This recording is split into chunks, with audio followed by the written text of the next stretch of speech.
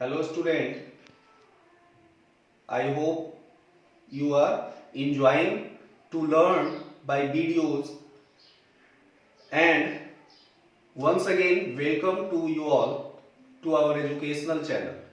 Today we are going to derive the kinematics equation for motion. When object is in uniform acceleration. Before coming to the topic, previously we have studied that distance displacement यानी कि certain physical quantities comes during the motion of object, and graph, plotting a graph, representation of motion of object, nature of motion of object by graph. If any object moves with some velocity or changes its distance, then we represent it in a graph. So we are now in position to derive the equation of an object moving with uniform motion.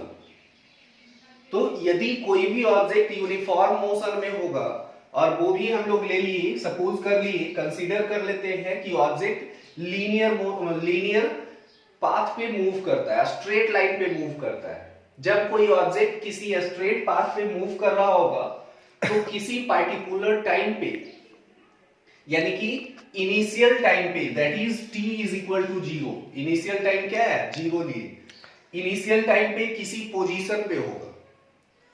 जब initial position को explain करना हो तो हम लोग reference को choose करते हैं.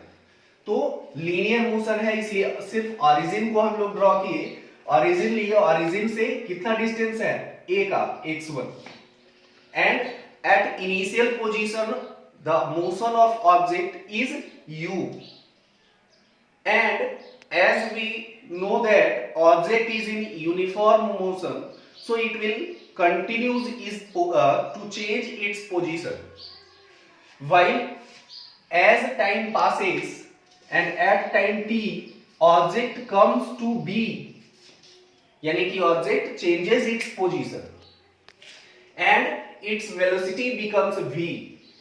So from the we can write this. Consider an object moving with constant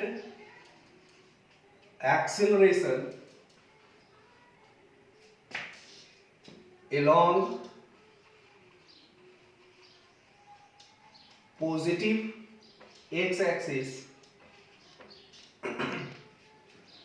Now we relate the term velocity after. What will be the velocity after time t? t interval of time के बाद object जब constant acceleration से move कर रहा होगा तो उसका velocity क्या होगा? तो from the definition of acceleration we have studied we know about the acceleration. The rate of change of velocity is defined as acceleration. So acceleration a is equal to change in velocity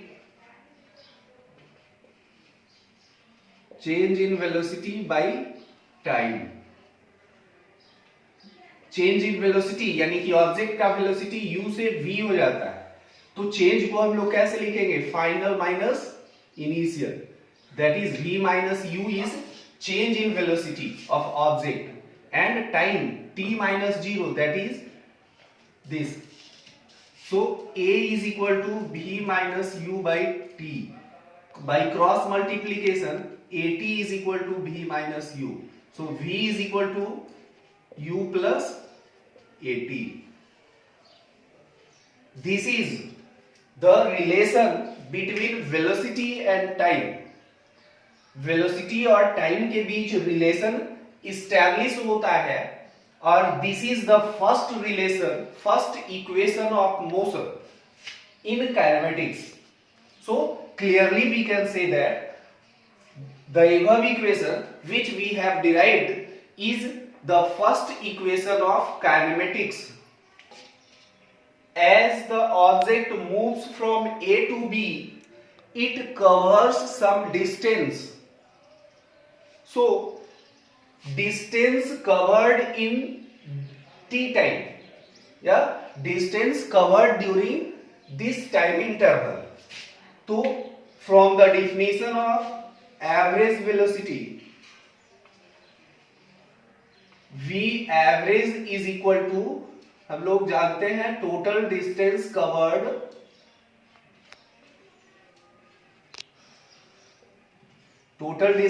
covered या displacement by time. तो displacement is equal to क्या हो जाएगा, is equal to v average into time. Displacement means object जब A से B जाता है तो कितना डिस्प्लेसमेंट आएगा, तो final x2 minus x1 is equal to v average u plus v by two average velocity of object into time t.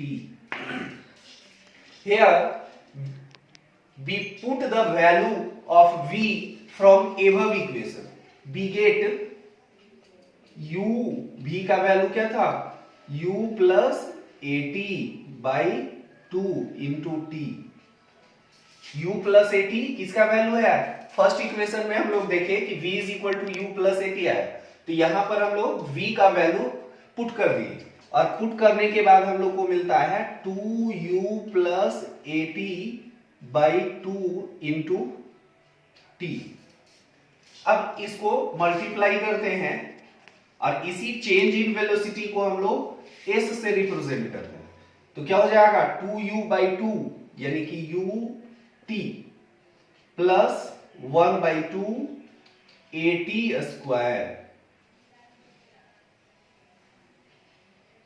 This is the equation, second equation of kinematics for uniform motion,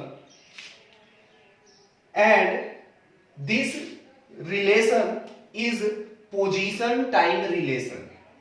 ये relation कैसा है, position time relation, और इसी equation को हम लोग second equation of motion कहते हैं. Velocity at certain velocity of object at certain position, किसी पोजीशन पे ऑब्जेक्ट का वेलोसिटी क्या होगा, तो we know that जो फर्स्ट इक्वेशन था v is equal to u plus at, squaring both side, squaring both side, v square is equal to u plus at का whole square. अब whole square करेंगे तो क्या हो जाएगा, u square plus a square t square plus 2uat. Now v square is equal to u square. अब इन दोनों टर्म से हम लोग 2u 1 बाई 2a को कॉमन निकालते हैं, सॉरी 2a को. When we take common from this two quantity, यहां से 2a बाहर आएगा तो क्या बचेगा, ut, एंड यहां पे a तो है लेकिन 2 नहीं है, तो 2 से मल्टीप्लाई और डिवाइड करेंगे, यानी कि बचेगा क्या 1 बाई 2, एंड a स्क्वायर में से a बाहर आ गया तो a बचेगा और t square. From second equation of kinematics, s is equal to ut plus half at square. तो सेकेंड इक्वेशन से यहां पर वैल्यू हम जब रखेंगे तो क्या हो जाएगा, u square plus 2as. This is the third equation of motion and gives the relation of velocity position relation. ये कैसा रिलेशन है? तो वेलोसिटी पोजीशन रिलेशन। तो in this way we find the three equation of motion, three first second and three third equation of motion when object is in uniform motion. अब यहां पे एक चीज और आता है कि जैसे सेकेंड इक्वेशन में हम लोग पढ़े कि जब ऑब्जेक्ट मूव कर रहा होगा यूनिफॉर्म मोशन में तो जो डिस्टेंस कवर्ड होता है वो हम लोग कैलकुलेट किए, that is S is equal to ut plus half at square. So what will be the distance covered in nth second? Object जब मूव कर रहा होगा तो 5वां सेकेंड या 10वां सेकेंड या nth सेकेंड में ऑब्जेक्ट का पोजीशन क्या होगा? In order to find the distance covered in nth second, nth second में क्या डिस्टेंस होगा? तो वी नो दैट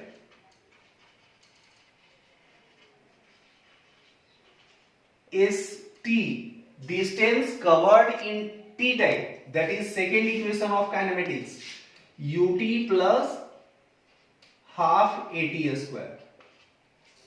अब यहां पर जब हम 20 सेकेंड के लिए डिस्टेंस निकालेंगे किसी ऑब्जेक्ट का तो 0 to 20 सेकेंड में कितना डिस्टेंस मूव किया? 19 सेकेंड के लिए निकालेंगे तो 0 to 19। अब 19 सेकेंड के लिए मालूम हो एंड 0 to 20 सेकेंड के लिए मालूम हो तो 20 सेकेंड माइनस 19 सेकेंड क्या देगा? Last second, that is 20th second। So we here distance covered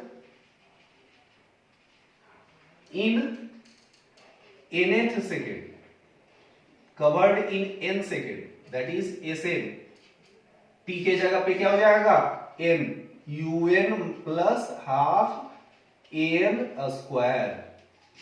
similarly distance covered in n minus 1, 20 second के लिए निकाले और 19 सेकेंड के लिए और दोनों को सब्ट्रैक्ट कर देंगे तो हम लोग को 20वां सेकेंड के लिए डिस्टेंस निकलेगा। तो S N minus 1 is equal to U N minus 1 plus half A N minus 1 का whole square. Now for distance covered for nth second, यानी कि लास्ट सेकेंड में क्या डिस्टेंस होगा? That is S nth is equal to S N minus 1। तो क्या हो जाएगा? Putting the value from above equation un plus half A N square minus un minus u plus half A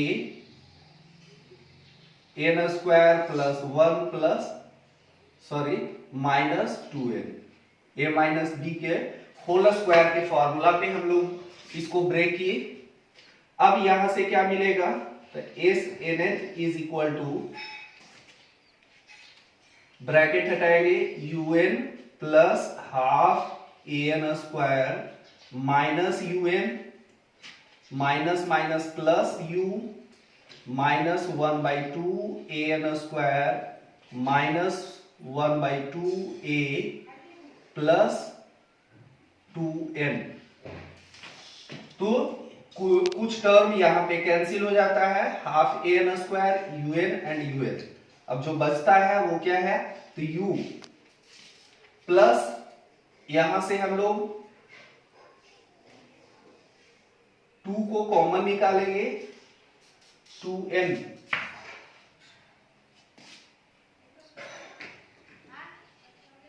to ए को common निकालेंगे ए को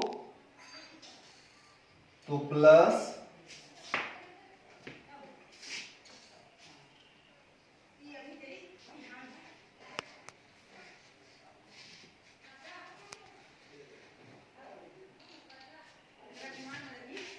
1/2 a को common निकालेंगे तो क्या बच जाएगा 2n minus 1. This is the equation for the distance covered in nth second, and in these equation of motion are derived by the method of algebra. So we can also derive the kinematics equation by the method of calculus. So equation of motion by calculus method. So in order to do so, from definition of acceleration, we know that a is equal to dv by dt. That means acceleration of any object is equal to rate of change of velocity of object. तो यहाँ पे dv by dt rate of change of velocity को indicate करता है. अब यहाँ पर हम लोग क्रॉस मल्टीप्लीकेशन कर देते हैं. a dt is equal to dv.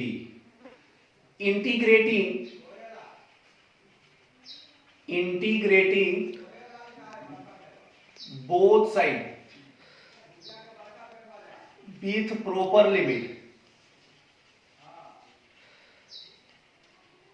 Proper limit से अब यहां पर जब हम लोग मोशन जो इक्वेशन डिराइव कर रहे हैं वहां पे जो मोशन है ऑब्जेक्ट का, मोशन कैसा है, यूनिफॉर्म है. और जब ऑब्जेक्ट का मोशन यूनिफॉर्म होगा तो ऑब्जेक्ट का जो एक्सेलरेशन होगा वो क्या होगा, कांस्टेंट होगा.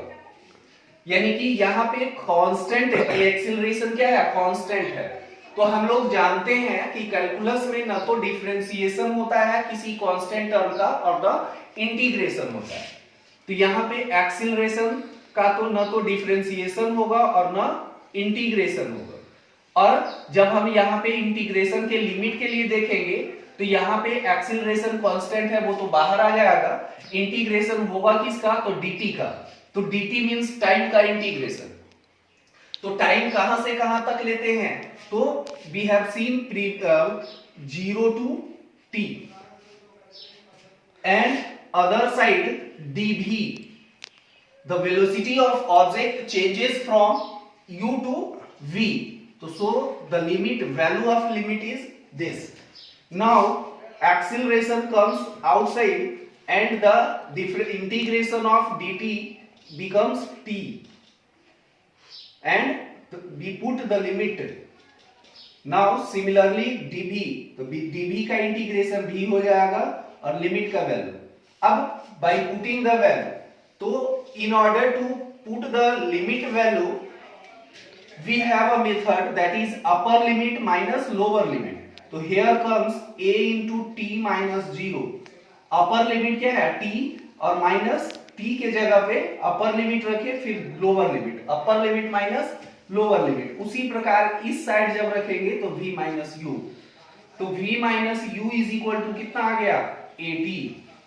तो v is equal to u plus at. By the method of calculus we can also derive.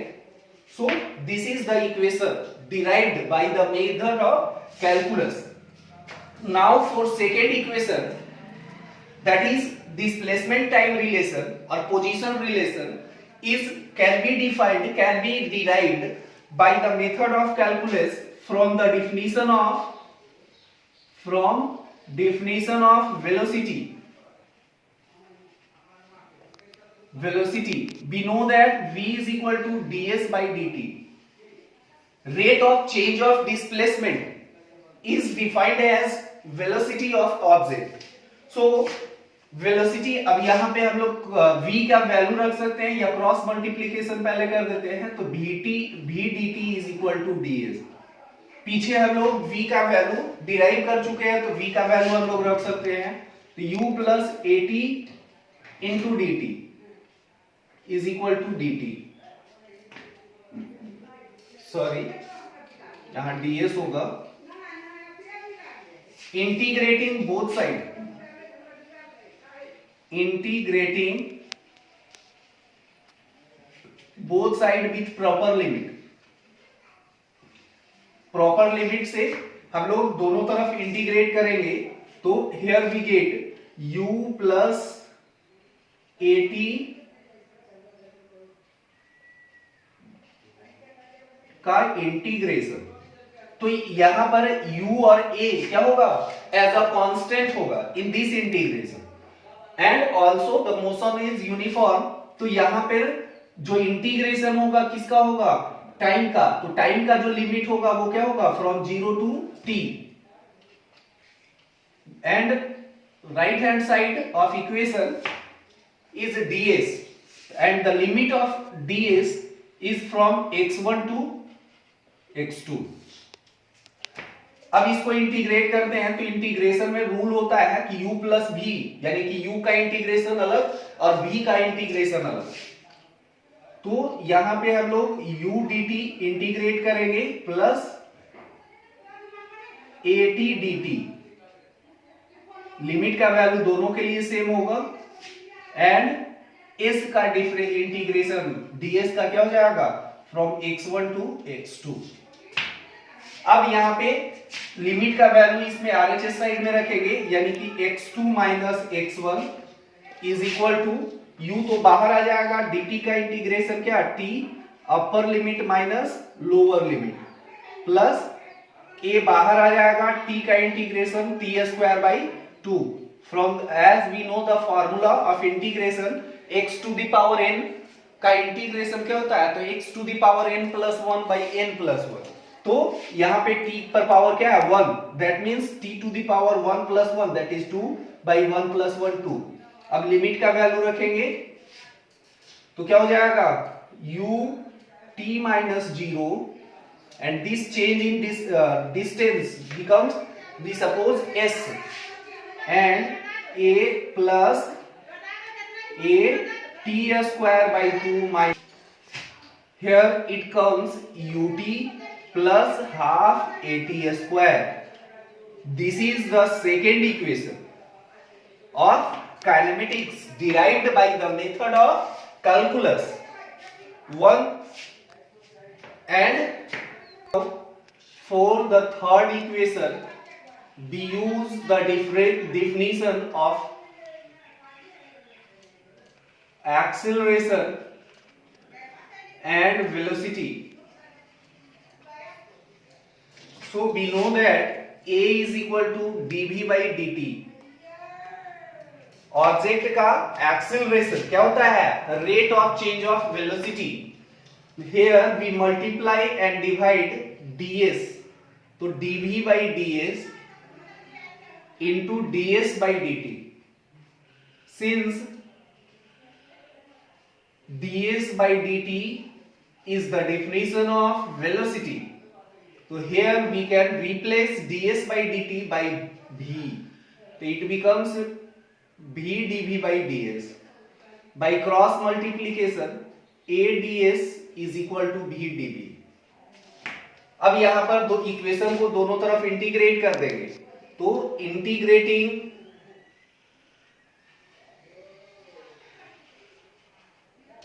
Both side with proper limit, proper limit से दोनों तरफ इंटीग्रेट करेंगे तो ADS कहां से कहां तक, फ्रॉम x1 टू x2। यहां पर a जो है ये तो कांस्टेंट क्वांटिटी है, क्यों, क्योंकि ऑब्जेक्ट का मोशन हम लोग सपोज कर चुके हैं कि यूनिफॉर्म है। यहां पर v dv तो इंटीग्रेशन ऑफ वेलोसिटी, यानी कि कहां से कहां तक, u से v तक। अभी इस इक्वेशन को इंटीग्रेट करते हैं तो ds का integration s means x1 from x1 to x2 is equal to v square by 2 from u to v। अब लिमिट का वैल्यू रखते हैं तो a into x2 minus x1 is equal to v square by 2 minus u square by 2। इस x2 minus x1 को हम लोग s से रिप्लेस करते हैं और यहां पर जो एलसीएम टर्म आएगा उसको इधर लाके मल्टीप्लाई कर सकते हैं। तो we can write this v स्क्वायर minus u square is equal to 2as। So this is the third equation. We have also studied, so we have derived the equation of motion in uniform equation of motion with uniform acceleration by the method of algebra or by the method of calculus. So I hope you can understand this, and finally that's all for today. Thank you.